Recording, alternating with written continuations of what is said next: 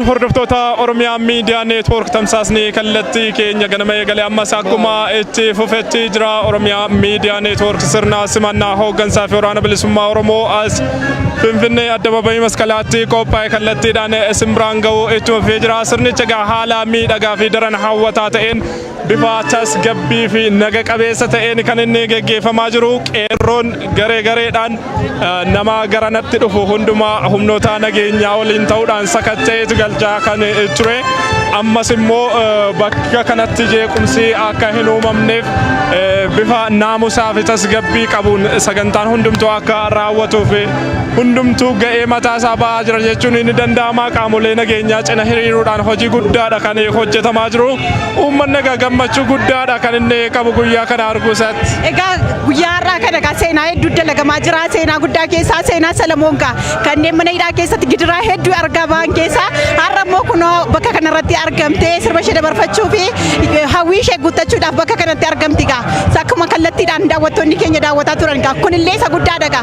Akkuma kana keessumoota keenya immoo simachuudhaaf gama hundumaatiin kallattii hundumaatiin iyyuu bakka kanatti argamee jira gaa. Qeerroon keenya maal jedhu kanarratti?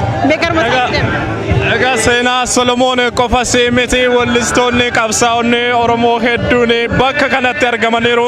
Inumaa waggoota 20-25 sanaa oliif biyya hambaatti jireenya biyya hambaa dabarsuudhaaf kan dirqaman sirna biyya kana tureen biyya isaaniirraa ari'amanii biyya hambaatti jiru biyya ormaa dabarsuudhaaf kan dirqaman har'a guyyaa injifannoo kanatti as bakka kanatti argamaniiru. Hirphaa gaanfuree fi kanneen biroo hedduu isaanii maqaa dha'uun ni danda'ama.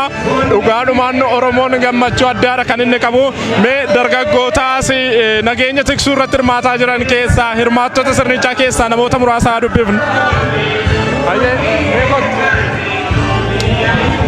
Maqaa kee fi bakka jiraachuudhaaf. Ani maqaan koo Abdii Cimdeessaan jedhama. Magaalaa Finfinnee keessa jiraadha. Tole mee guyyaan kun siif maali mee? Guyyaan kun guyyaa addaati. Guyyaa har'aa kanaan arga jedhee takkaa yaadeen beeku. Guyyaa akka salaabaan bareedu warqee fakkaatu kun guyyaa akkasii guyyaa hiriiroo tokko wajjin guyyaa abbootiin keenya qabsoo jaarraa dheeraa fi qeerroon keenya immoo qabsoo waggaa dheeraaf dabarsaa turan guyyaa har'a gahee arguu qofa baay'een Waaqa galateeffachuun barbaada. Sirni simannaa hoogganotaa fi waraana bilisummaa Oromoo kun karaa nagaa fi tasgabbiin akka xumuramuu fi akka qeerrootti maal hojjetaa jirtu isin? Akka qeerrootti nuti qeerroos ta'e uummanni Oromoo akkasumas uummanni naannoo Oromiyaa keessa jiraatan karaa tasgabbii fi karaa nagaan gaaffii qabaatanis mootummaa amma jiru kana jechuun mootummaa aangoo kan nuuf fidee paartii jaalan akka biyya keessa nuu galaniif kan nu deeggaree fi isaaniin uummata keenya yookaan immoo qeerroo keenya akka tasgabbaan dhaamsan dabarsan karaa koochuudha kana hojjechuu danda'us kana waan ta'eef jechuudha. Egaa qabsaa'onni Oromoon gara biyyaatti deebi'aa jiru. Dhaabbileen siyaasaa Oromoos gara biyyaa galaa jiru. Mee fuulduraaf qabsoonni uummata Oromoo bifa kamiin ta'uu qaba jettee yaadda? Qeerroo irraa maaltu eegama? Qabsoon gara fuulduraatti ta'uu qabu qabsoo akkuma argaa jiru kana qabsoo karaa nagaa karaa filannoo haqa qabeessa ta'een uummanni keenya filannoo haqa qabeessaan akka filannoo haqa qabeessa waan ta'e uummanni keenya amanee akka filannoo paartii barbaade akka filuu fi qeerroon keenyas immoo filannoo kanarratti akka deeggarsa cimaa godhan dabarsuu barbaada. Dhaamsa dabarsuu barbaada. Baay'ee guddaa galatoomii ulfaadhu. Egaa hordoftoota Oromiyaa Miidiyaa Neetwoork ammas akkuma itti fufetti jira sagantaan keenya. Asiyaanis keessummaa of biraa qabdi natti fakkaata. Mee garuma isheettan isin dabarsa. Baay'ee mee maqaan kee eenyunnee sirraa dhufte? Ani maqaan koo Tolaa Mokonnon jedhama. Magaalaa Sabbataarraan dhufe. Mee guyyaan kun siif maali?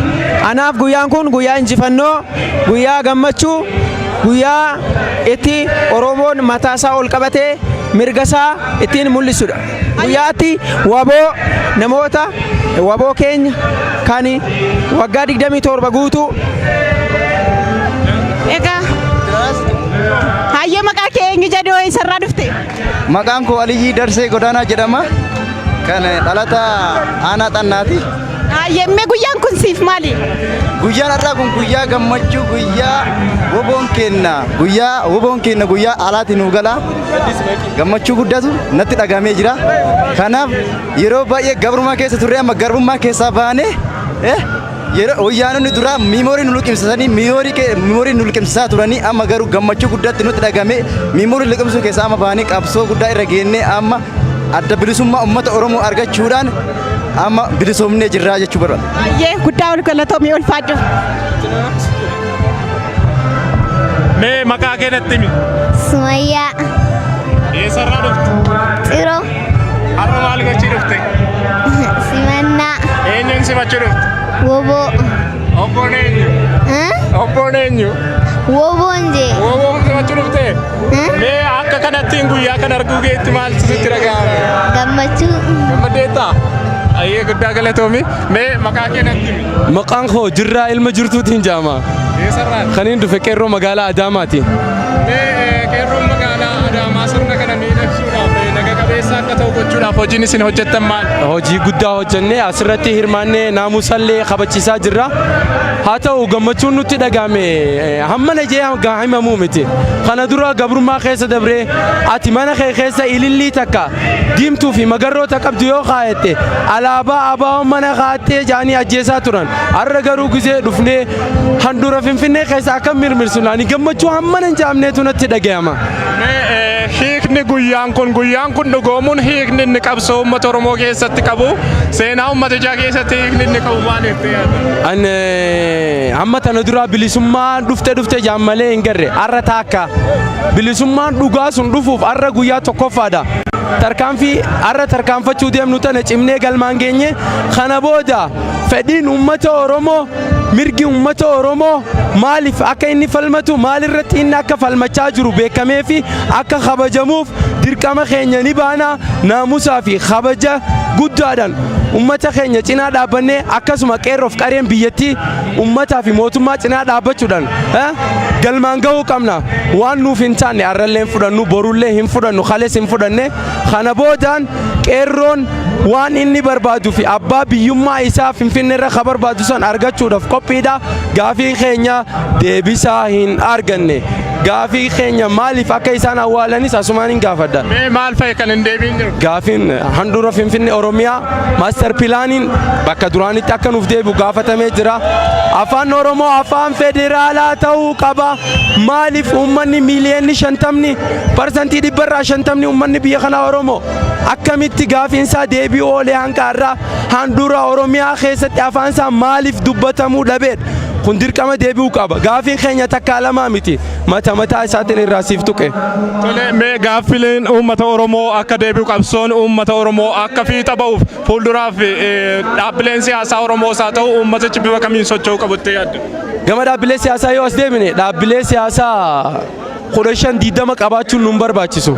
Dhaabbilee siyaasaa lama jajjabaa yoo qabaannu taate biyyattii tana gama fuula duraatti amata miiliyoona 50 bulchuu dandeenya. Kanaafuu dhaabbileen siyaasaa Oromoo tokko haa taanu tokkummaa labsannee har'a harkannee kana galmaan gayuudhaaf cimnee waan onneen teenya jettu bira kunnee osuma beeknuu beekaa keenya beekumsa keenya dhoofannee tokko taanee waan kana moohannee bilisummaa uummata Oromoo gonfachiisuu qabna.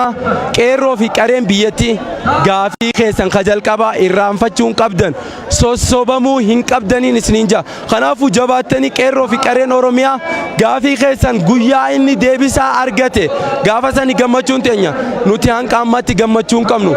Har'a garuu gammannee jirra alhamdulillah. Kana booda gammachuu galmaan ga'uuf gaafa afaan Oromoo afaan federaalaa ta'e maaster pilaaniin bakka duraanitti deebi'ee gaafa sani gammachuun keenya. Guddaa galatoomi ulfaadhoo egaa hordoftoota Oromiyaa Miidiyaa Neetwoork tamsaasni kallattii keenya ammas akkuma itti fufetti jira as addabaabayii masqalaa magaalaa Finfinneetti argamurraa sirna simannaa hoogganotaa fi waraanaa bilisummaa Oromoodha kallattiidhaan tamsaasuu irratti kan argamnu. Asiyaa akkamiin ilaalta waan kana? Egaa yeroo ammaa kanatti bakka kanarratti argamuudhaan wanti nuti ilaalaa jirru gammaatti wanta ajaa'ibaati. Gaaffiiwwan garaagaraa kan ka'uu qaban illee har'arraa kaasee illee gara fuulduraattis deebi'uu qaba jedhan illee hawaasa biraatii kan ka'aa jiru dhagaa. Sagantaan keenya kan akkuma itti fufetti jira isa kaanis akkuma itti fufsiisnutti deemna gaa. Ayyaga hordoftoota Oromiyaa Miidiyaa Neetwoork ammas keessummoonni dhufuu irratti argamu. Yeroon keessummoonni seenan ga'aa waan jiruuf amma kallattiidhumaan garasitti isin dabarsina. Hanga xumuraatti kan waliin turtii gaarii isiniin jenna.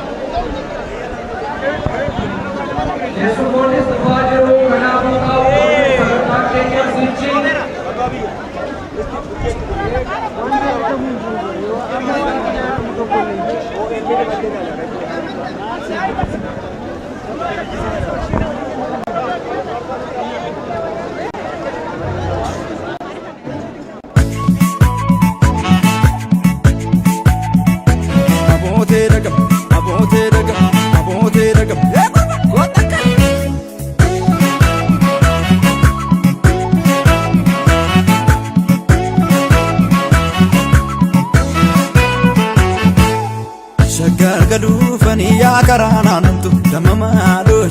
dhufanii akaraa naannamtu yoomaan argaan kiyyaaf kee abjuu naannamtu nama maaloo yoomaan argaan kiyyaaf kee abjuu naannamtu amboo gubbaan iftaa qabsaa faanusi nama maaloo gudar gubbaan iftaa qabsaa faanusi afuura kee na beekootu sisiifisi nama maaloo afuura kee na beekootu sisiifisi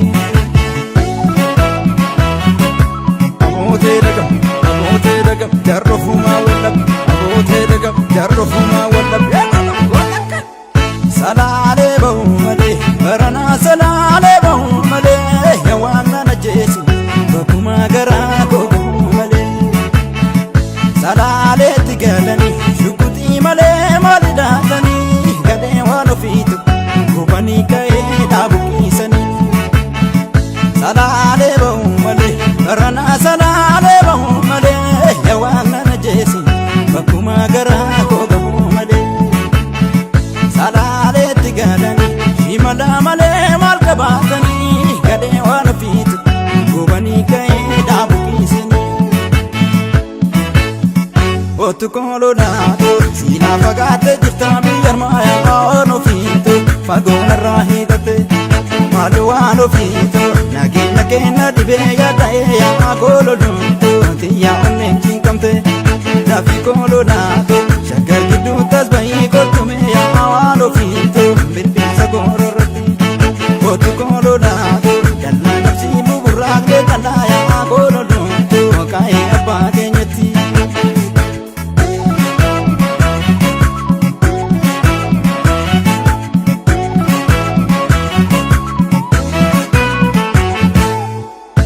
facaaftee nyuukottee galchite damma maaloo sanyii facaaftee nyuukottee galchite maaliif tafuufi lakkuu lakkuu kennite damma maaloo maaliif tafuufi lakkuu lakkuu kennite laalcha bileetoo sibiila nyaachiisanii damma maaloo laalaa raddaatoo ririima nyaachiisanii daftee dhuftuu kobaattii na doorsiisanii damma maaloo nanna qabduu kobaattii na dhaannatanii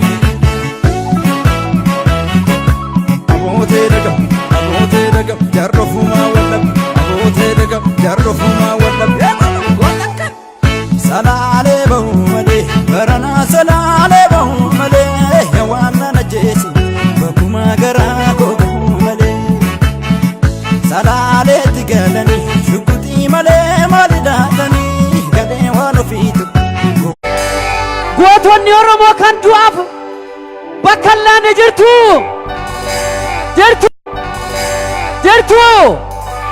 isiniif jilbeeffadeera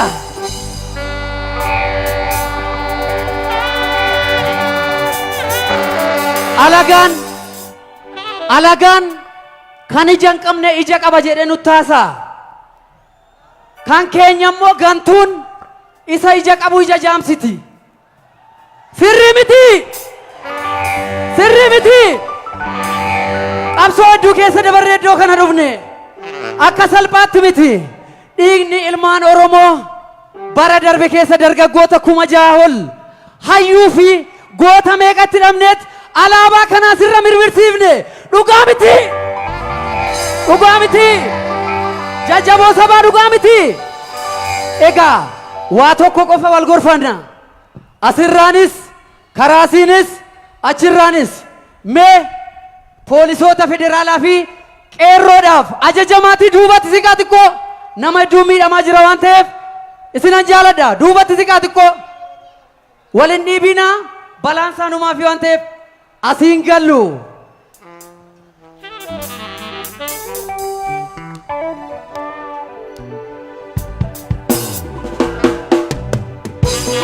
alaabaa keessan shaa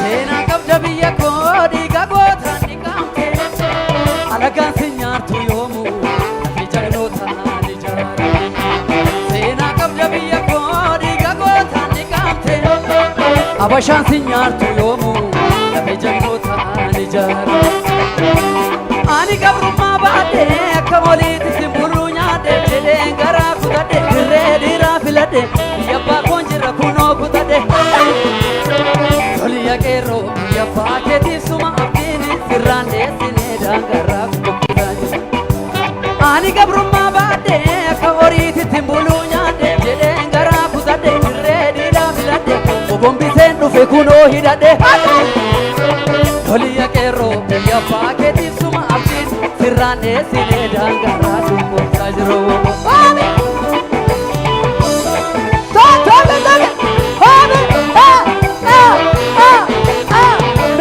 Sirraan hangafoonni qabsoo warri qabsiisanii lubbuutiin qusannee kan of wareeganii Oromiyaarraa dhiigaan saraaranii galmaan gaahuu gamnaa kaayyoo jaalleewwan Oromiyaarraa dhiigaan saraaranii galmaan gaahuu gamnaa kaayyoo jaalleewwan jeneraal Taaddee Birruu Qees Guddinaa Tumsaa Abada buzuna shifa la mugitesa mulata faizoo kana kabarotumsa aile fida jarra abagada Amin Abdul Fattah tasfa unjamada utama hawasi nyan Kota kana namne me akamira wali galonni bedina ahi dina karabane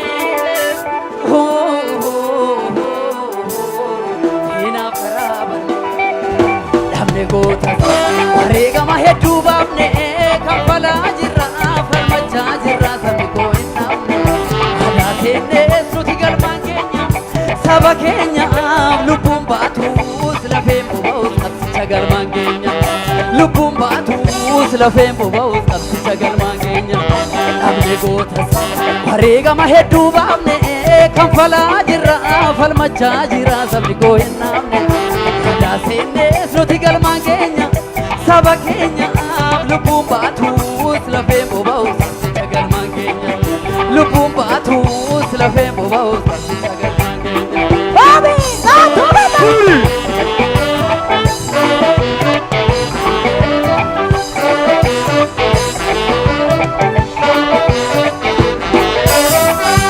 Elemoo qilxuutu mukaasee jalqaba goota hedduu dhabne falmattoota haqaa badhaadhaa dilgaasaaf jaalburii sooboru maammoo mazaamiriif jeneraal waaqoo guuti yoololuu gootummaan hiddaan akkaas olta jaallaggasaa wagii urjii lola keessa goota akkanaa dhabne mee akkameen rabne waanii galuunni beediinaaf karaa saagne ahii diinaaf karaa banne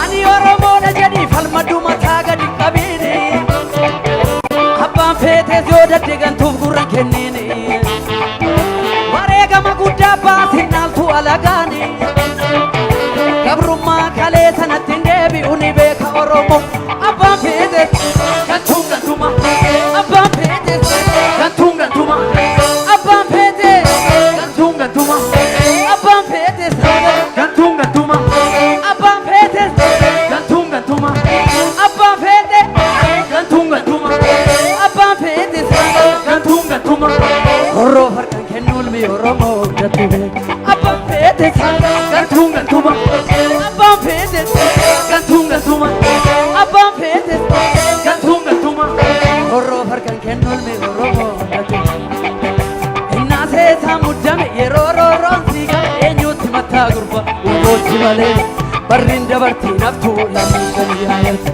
garaan dhiiraa tokkuma seenaan deessuu maaluma yookaan kufu yookaan kuffisuu malee kutataan garaa kiyya namoota baruuma hiriyaan qawwee kiyya galtuu na baruuma hiriyaan kilaashuma gaafuu na baruuma hiriyaan qawwee kiyya namoota baruuma hiriyaan kilaashuma namoota baruuma hiriyaan lammii kiyya namoota baruuma hiriyaan woboo kiyya namoota baruuma Hiriyaan abaa'oo dhagaatu na barummanne hiriyaan lammii kiyya gartuu na barummanne seenaa qabda biyya koo dhiiga gootaan ni qaamte alagaan si nyaartu yoomuu ejannoo ta'an ijaarame waa hunda magaarsita maltu sirraa dhaabama irra keedda dhaabdammaa kanaaf handiinaan morme irra keedda dhaabdammaa kanaaf handiinaan morme abbaan feete gantuun gantuma abbaan feete gantuun gantuma abbaan feete gantuun gantuma horroo fardan kennuun man oromoo mee gidduu sanarraa xiqqoo namni miidhamaa jira wal danda'a xiqqoo namni miidhamaa jira duubatti siqaa duubatti wal to'adha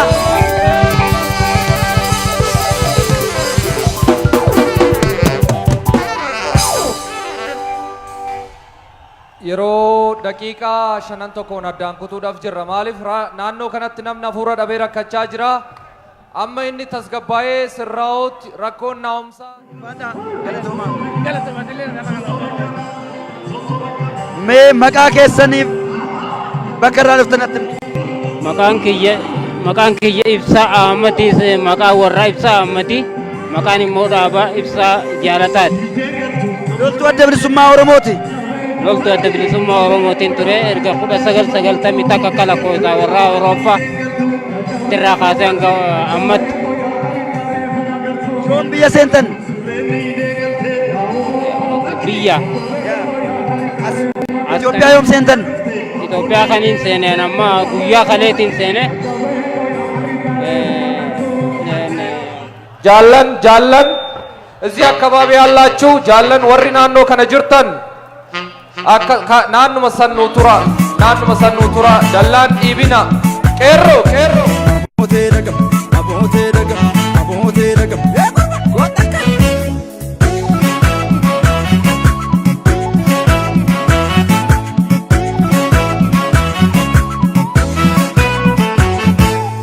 Shagar gadu fani ya karana nantu damamado shagar gadu fani ya karana nantu yo malarga anki yaake abduna nantu damamado yo malarga anki yaake abduna nantu ambo gba nifta kapsa fanusi damamado gudar gba nifta kapsa fanusi afura ke nabe ko tusi sipisi damamado afura ke nabe ko tusi sipisi Amote dagam jarrofuma wallab amote dagam jarrofuma wallab salale bahu male barana salale bahu male yawana najesi bakuma gara ko male salale tigalani shukuti male malidatani gade wano fitu kubani kai